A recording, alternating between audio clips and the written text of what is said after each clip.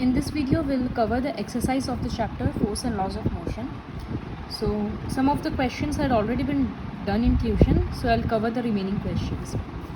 The first question is: an object experiences a net zero external unbalanced force. Is it possible for the object to be traveling with a non-uniform velocity? If yes, state the conditions that must be placed on the magnitude and direction of the velocity. If no, provide a reason. तो basically question काफ़ी बड़ा है. इसको अगर simple language में देखेंगे तो क्या क्वेश्चन है, बोला जा रहा है कि अगर एक ऑब्जेक्ट है तो क्या पॉसिबल है कि इसमें कोई फोर्स एक्ट नहीं कर रहा है, F इक्वल्स टू 0, तो क्या ये तो भी एक यूनिफॉर्म वेलोसिटी से या एक वेलोसिटी से मूव कर सकता है, इसका वेलोसिटी नॉन ज़ीरो हो सकता है? तो हाँ, हो सकता है. हम लोग फर्स्ट लॉ में क्या देखे थे कि अगर कोई एक ऑब्जेक्ट है शुरू से ही, अगर वो सपोज़ वो शुरू से ही 5 मीटर पर सेकंड की वजह से मूव कर रहा है, तो अगर उसमें फोर्स 0 रहेगा तो भी वो 5 मीटर पर सेकंड के स्पीड से आगे तो बढ़ेगा ही ना. अगर वो रेस्ट में है तो रेस्ट में रहेगा, और अगर वो शुरू से ही मोशन में है तो वो मोशन में रहेगा. तो according to first law, even if the net external unbalanced force is 0, the object may move with a non zero velocity if it is travelling from the beginning with a non zero velocity. अगर वो शुरू से ही non zero velocity से travel कर रहा है. तो इसका आंसर होगा yes. When an object experiences a net zero unbalanced external force, it is possible for the object to be travelling with a non uniform velocity. कब? When the object has already been moving with a constant velocity in a particular direction. तो इसमें अगर force 0 है, जैसे इसमें force 0 है, तो भी ये उसी डायरेक्शन में 5 मीटर पर सेकेंड के स्पीड से आगे बढ़ते जाएगा. तो ये था first question. Second question is when a carpet is beaten with a stick, dust comes out of it, explain. ये हम ऑलरेडी ट्यूशन में बताए थे. When a carpet is beaten with a stick, dust comes out because upon beating the fabric of the fibre of the carpet comes in motion. लेकिन जो dust है वो rest में ही रहना चाहता है. But the dust particles does not come in motion due to inertia, therefore they fall down. Branches of the leaves के जैसा ही क्वेश्चन है ये. Third question is why is it advised to tie any luggage kept on the roof of a bus with a rope. बस के ऊपर का जो luggage होता है, ये बस है, बस के ऊपर का जो भी लगेज उसको रस्सी से बांधना प्रेफर क्यों किया जाता है? क्योंकि बस जब बस रेस्ट में है, फिर वो अचानक से मूव करने लगा, तो हम लोगों को क्या पता है कि बस तो मोशन में आ गया, लेकिन ऑब्जेक्ट्स मोशन में, लगेज मोशन में नहीं आना चाहेगा. तो due to inertia of rest they will fall backwards. इसी तरह से तो इसलिए रस्सी बांधा जाता ताकि वो पीछे ना गिरे. इसी तरह से जब बस चलते चलते अचानक से रुक जाएगा, तो जब बस मोशन में था, वो सामने की तरफ जा रहा था, फिर अब वो अचानक से रुक जाएगा, तो बस तो रेस्ट में आ गया, लेकिन लगेज का क्या टेंडेंसी होगा? सामने जाने का. तो इसी वजह से बस अगर अचानक से रुकेगा तो लगेज सामने की तरफ गिर जाएगा. तो ये दोनों ही सिचुएशन को अवॉइड करने के लिए लगेजेस को टाई किया जाता है. Fourth question, a batsman hits a cricket ball which then rolls on a level ground. एक बैट्समैन एक क्रिकेट बॉल को मारा, वो ज़मीन में रोल होते हुए आगे बढ़ गया. थोड़ी देर के बाद बॉल रुक गया. तो क्या कारण है कि बॉल रुक गया? बैट्समैन ज़ोर से नहीं मारा, एक कारण. दूसरा, velocity is proportional to the force exerted to the ball on the ball. तीसरा, एक बॉल के ऊपर कोई अपोजिंग फोर्स काम कर रहा है. या चौथा, there is no unbalanced force on the ball, तो इसीलिए बॉल रेस्ट में आ गया. तो हम लोगों को पता है जब कोई भी चीज़ ऐसे रोल करेगा तो उसमें फ्रिक्शनल फोर्स काम आएगा. ग्राउंड उसको कॉन्स्टेंटली रोक रहा है, तो इसी वजह से फोर्थ क्वेश्चन का ऑप्शन सी होगा. There is a force on the ball opposing the motion. Ball को इस तरफ जाना है, फ्रिक्शन इस तरफ काम कर रहा है, इसी वजह से बॉल रुका है. ऐसा रीज़न नहीं है कि बैट्समैन ज़ोर से नहीं मारा इस वजह से रुक गया. बैट्समैन ज़ोर से मारता तो भी वो थोड़ा आगे जाकर रुकता, लेकिन ज़रूर रुकता because of friction. Now coming to question number 7. Question number 7 का आंसर इंटरनेट से मत देखना, बहुत गलत आंसर्स लिखा हुआ है, so please do this one only. A 8,000 kg engine pulls a train of 5 wagons, each of 2,000 kg with a horizontal track. तो अगर क्वेश्चन का फिगर ड्रॉ करेंगे तो ये एक इंजन है ये 4 वैगन को मतलब बोगी को टान रहा है। 4 है या 5 है, 5 है sorry. So imagine there is one more. हर एक का मास 2000 kg है और इंजन का मास 8000 kg है। इंजन इसको सामने की तरफ टान रहा है, 40,000 न्यूटन फोर्स लगा रहा है, लेकिन हम लोगों को पता है फ्रिक्शनल फोर्स भी होता है, तो फ्रिक्शनल फोर्स इस तरफ काम करेगा अपोजिट डायरेक्शन में, जिसका वैल्यू है 5000 न्यूटन। तो अब बोला जा रहा है कि what is the net accelerating force. Net accelerating force मतलब एक्चुअली में कितना फोर्स काम आ रहा है। 40,000 तो इंजन लगा रहा था, लेकिन 5,000 तो वेस्ट हो जा रहा है ना, फ्रिक्शनल के फॉर्म में अपोजिट आ जा रहा है। तो इसीलिए net accelerating force equals to 40,000 minus 5,000, 35,000 newton. Second question is the acceleration of the train. Train का एक्सीलरेशन क्या होगा? तो फॉर्मूला क्या होता है, F equals to ma, force के बदले में 35,000, मास के बदले इंजन का मास इग्नोर करना होगा, क्योंकि इंजन जो फोर्स लगा रहा है वो इन सब पे काम आ रहा है खाली। तो इसी वजह से ये कितना सारा है, मास हो जाएगा 2000 2000 2000 करके 5 बार है, तो मास के बदले हम लोग लिखेंगे 2000 इंटू 5। एक्सेलरेशन तो पता नहीं, तो 35,000 बाई 2000 इंटू 5, ज़ीरोज़ कट गया, ये 7 से कट गया, तो एक्सेलरेशन हो गया 7/2 मतलब 3.5 मीटर पर सेकेंड स्क्वायर। यहाँ ये सोचना होगा कि हम लोग मास के टाइम पे 8,000 इंजन का मास को ऐड क्यों नहीं किए, क्योंकि जब इंजन फोर्स लगा रहा है तो वो बाकी सब चीज़ों को पुल कर रहा है, इसी वजह से मास 2000 हो रहा है, 10,000 हो रहा है। Now comes the third part, force of wagon 1 on wagon 2। ये वैगन 1 है, ये वैगन 2 है, 3 है, 4 है, 5 है। तो बोला जा रहा है कि वैगन 1 इस पे कितना फोर्स लगा रहा है, इसको अपने तरफ ये पुल कर रहा है ना, इस वैगन को। तो जब ये वैगन खिंचा रहा है तो ये सारा भी तो इसी तरफ आ रहा है ना, तो इसका मतलब जब वैगन 1 वैगन 2 को पुल करने का कोशिश कर रहा है तो ये सबको भी तो पुल करना पड़ रहा है। तो इसी वजह से force by wagon 1 on 2 equals to ma। तो यहाँ मास क्या होगा, सिर्फ 2000 नहीं होगा, 2 2 2 2 8000 होगा। और एक्सीलरेशन हम लोग पिछले क्वेश्चन में निकाले थे 3.5, तो ये क्वेश्चन हो जाएगा 28,000 न्यूटन। जिस तरह से यहाँ इंजन जब टान रहा था तो सबको टान रहा था, 10,000 हो गया था।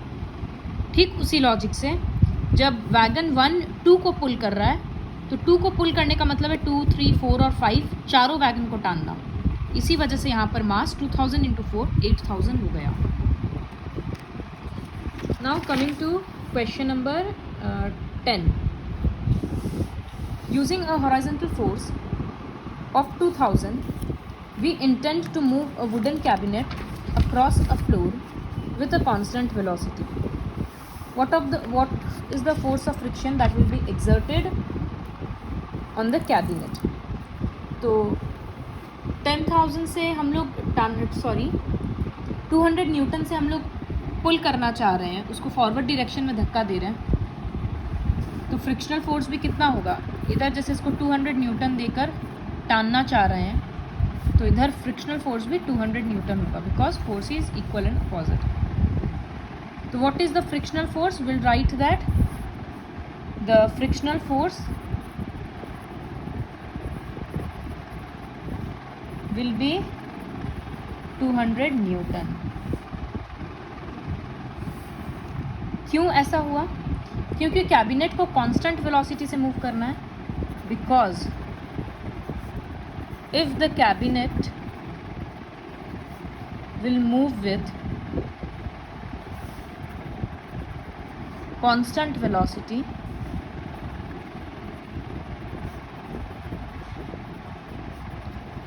then net external force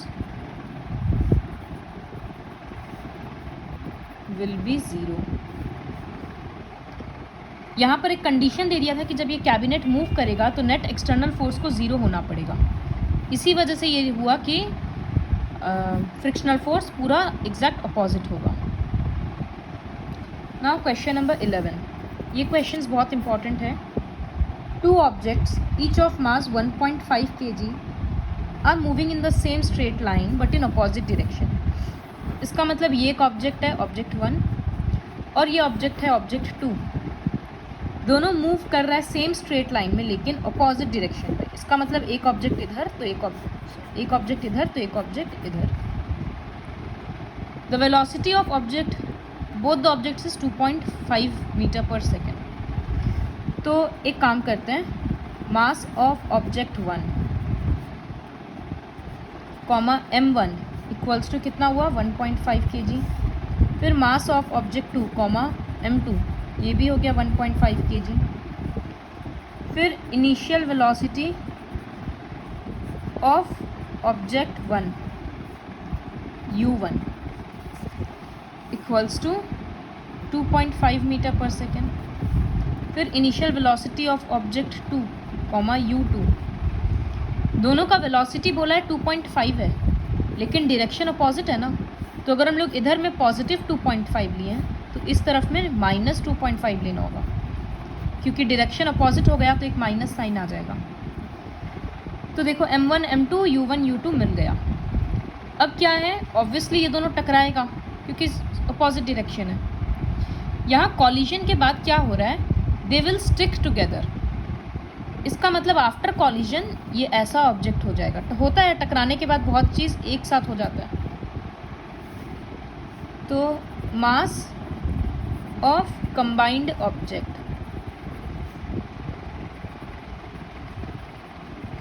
equals to, अब दोनों का मिलाकर मास कितना हो जाएगा 1.5 प्लस 1.5 3 kg। जब दोनों साथ मिल गया तो अब साथ ही आगे बढ़ेगा या नहीं वो सब देखना है। तो let the velocity of the combined object after collision equals to v। Generally हम लोग क्या देखते थे, मोमेंटम वाले सम्स में m1 v1 u1 m2 v2 u2 होता था। तो ये 4 तो मिल गया, लेकिन हर बार हम लोग देखते थे कॉलिजन के बाद, टकराने के बाद वो लोग फिर अलग हो गया। तो इसी वजह से दोनों का अलग अलग वेलोसिटी हुआ करता था। लेकिन इस तरह का भी सम्स होता है जहाँ टकराने के बाद 2 ऑब्जेक्ट एक होकर आगे बढ़ता है, तो इसका मतलब दोनों का सेम वेलोसिटी रहेगा v।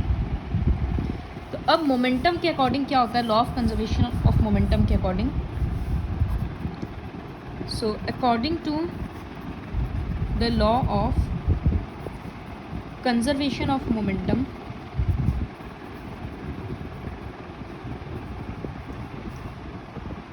m1 u1 plus m2 u2, मतलब ये क्या है initial momentum, equals to final momentum होता है। मोमेंटम होता है मास इनटू वेलोसिटी। शुरू के टाइम पे 2 अलग अलग ऑब्जेक्ट्स था तो दोनों का अलग अलग मास और दोनों का अलग अलग इनिशियल वेलोसिटी ले लिया। टकराने के बाद जब दोनों एक हो गया तो दोनों का मास के बदले सिर्फ m लिख देते हैं और दोनों का वेलोसिटी हम लोग v एज्यूम किए। तो m1 कितना है 1.5, u1 है 2.5, प्लस इधर m1 है 1.5 और u1 है -2.5। फिर equals to capital M, combined mass हम लोग कितना निकाले थे 3 kg और फाइनल वेलोसिटी पता नहीं। ये तो क्लियरली समझ में आ रहा है, अपोजिट साइन है, कट जाएगा, सेम नंबर अपोजिट साइन। तो v इक्वल्स टू कितना आ रहा है 0/3 equals to 0 metre per second. इसका मतलब जब ऐसा कंडीशन हो रहा है कि एक ऑब्जेक्ट इधर एक ऑब्जेक्ट इधर, सेम मास सेम वेलोसिटी, तो आफ्टर कॉलिजन वो लोग रेस्ट में आ जाएगा। तो ये कंबाइंड मास वाला आंसर को याद रखना है। Then question number 12। According to third law of motion, when we push an object, the object pushes back on us with an equal and opposite force.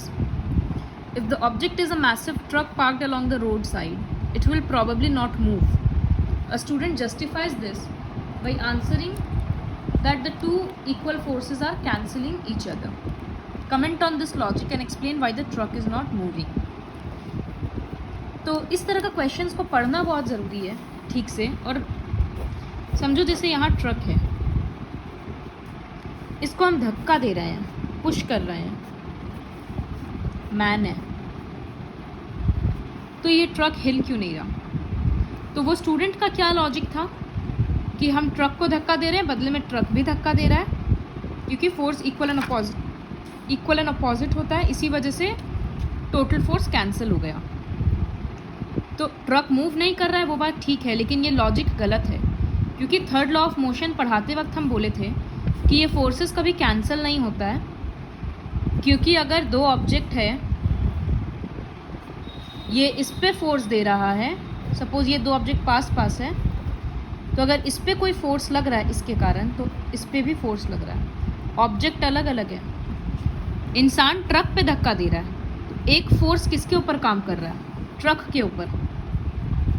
और जब ट्रक इंसान को धक्का दे रहा है बदले में, तो वो फोर्स किसके ऊपर काम कर रहा है?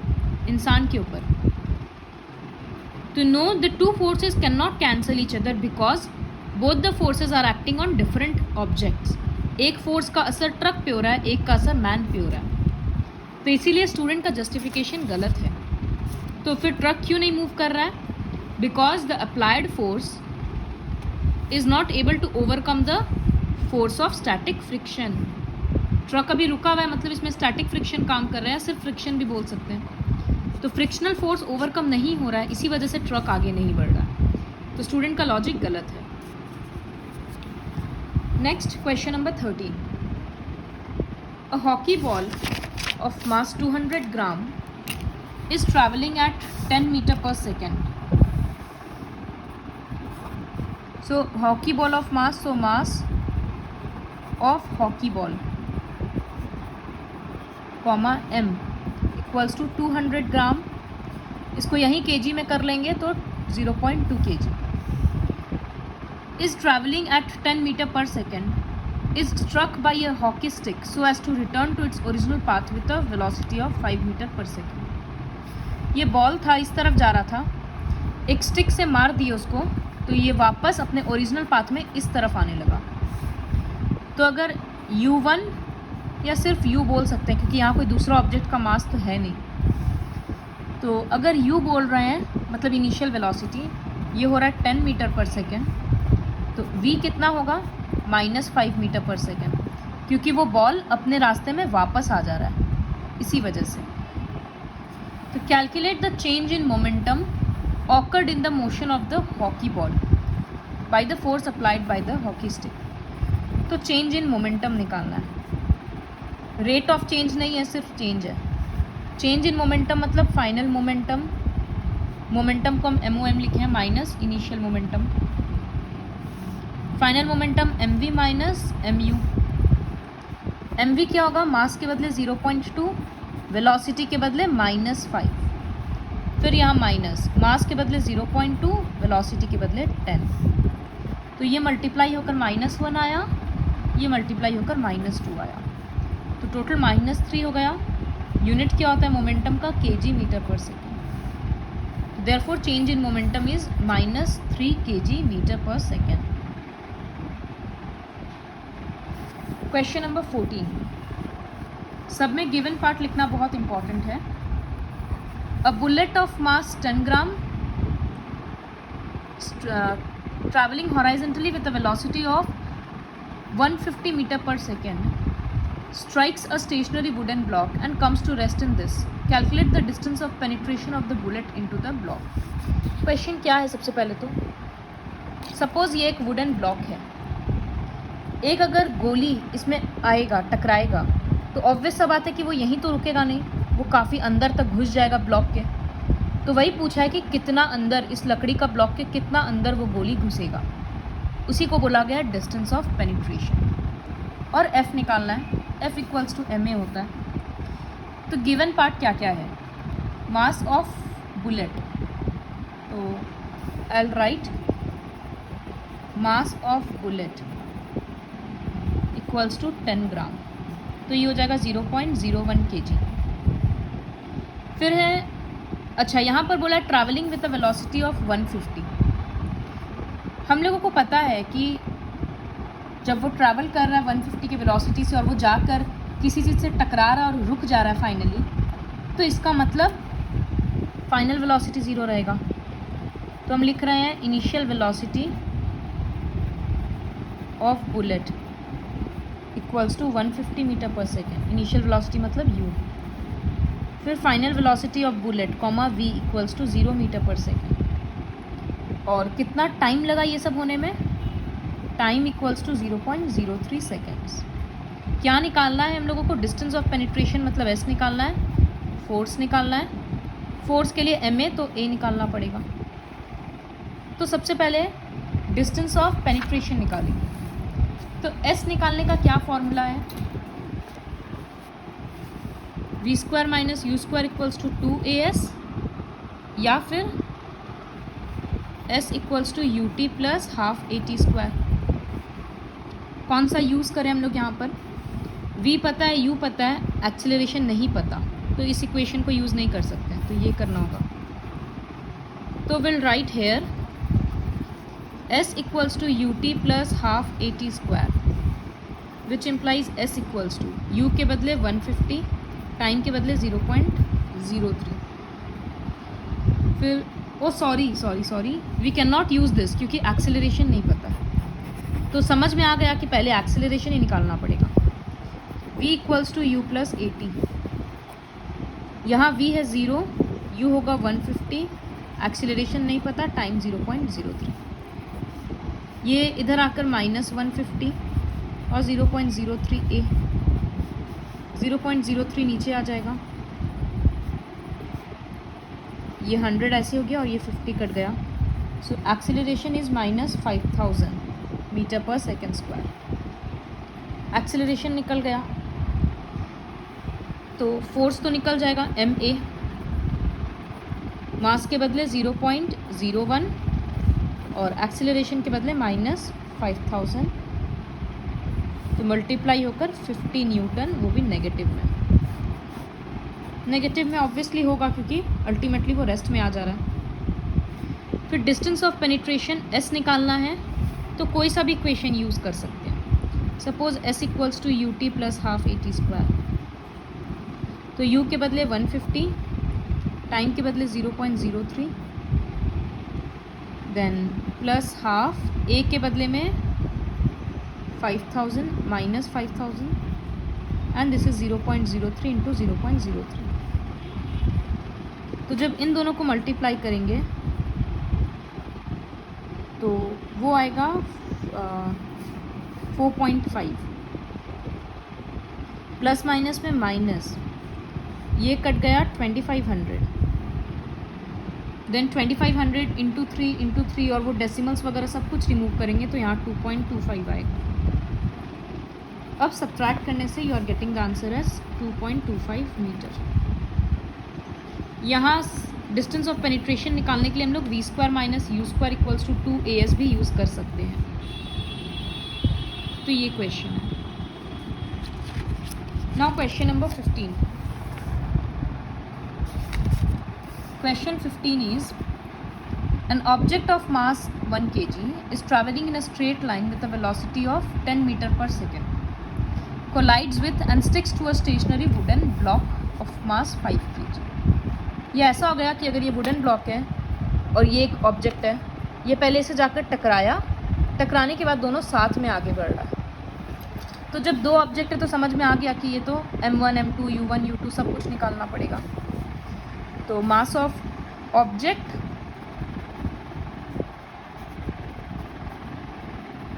कॉमा m1, फिर सब कुछ पहले ऑब्जेक्ट का लिख लेते हैं। Initial velocity of object comma u1, final velocity of object comma v1, ये तीन चीज़ हो गया। फिर मास ऑफ क्वेश्चन में था mass of wooden block, so mass of wooden block equals to m2 फिर initial velocity, okay sorry you have to cut final velocity from here, initial velocity of wooden block comma u2 combined velocity होगा, क्योंकि दो object तो साथ हो गया ना, तो इसीलिए उसका फाइनल अलग नहीं होगा. Combined velocity after collision equals to, तो पहले ऑब्जेक्ट का मास कितना था 1 kg, दूसरे ऑब्जेक्ट का मास था 5 kg, लिख दिए. टकराने के पहले का वेलोसिटी है तो वो इनिशियली है, तो 10 मीटर पर सेकेंड u1. यहाँ दिया है कि जो वुडन ब्लॉक था वो स्टेशनरी था, मतलब रेस्ट में था, तो u2 होगा 0 मीटर पर सेकेंड. तो अब सिर्फ v बचा निकालने के लिए, तो according to the law of conservation of momentum, पूरा लिख लेना, इनिशियल मोमेंटम मतलब m1u1 plus m2u2 equals to final momentum होगा.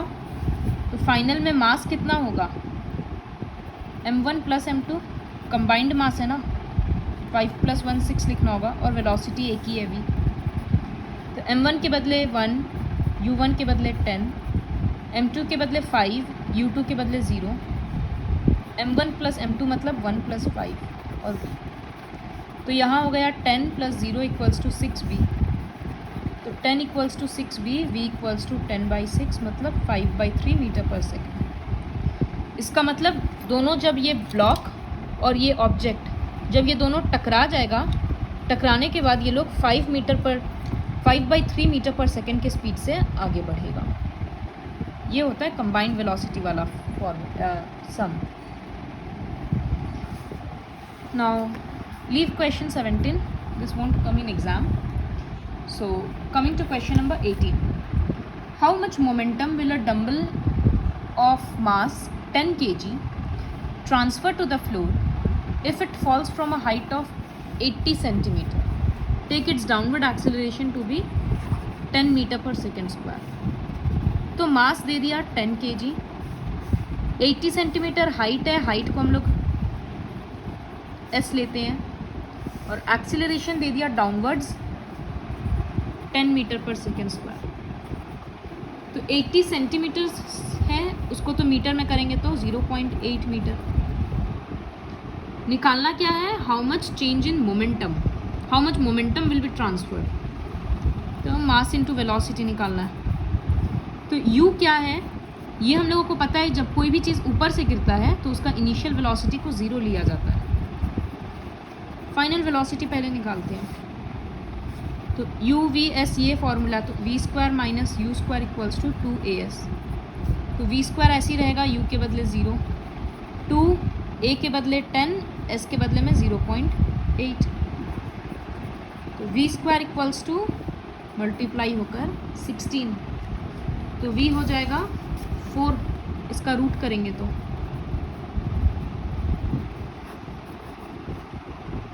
therefore momentum transferred equals to mv. मास है 10, वेलोसिटी है 4, तो 40 kg मीटर पर सेकेंड. यहाँ हम लोग mu क्यों नहीं लिए, ऑलरेडी 0 ही है, तो 10 × 0 0 ही आएगा. So complete all the questions which I have done in the video.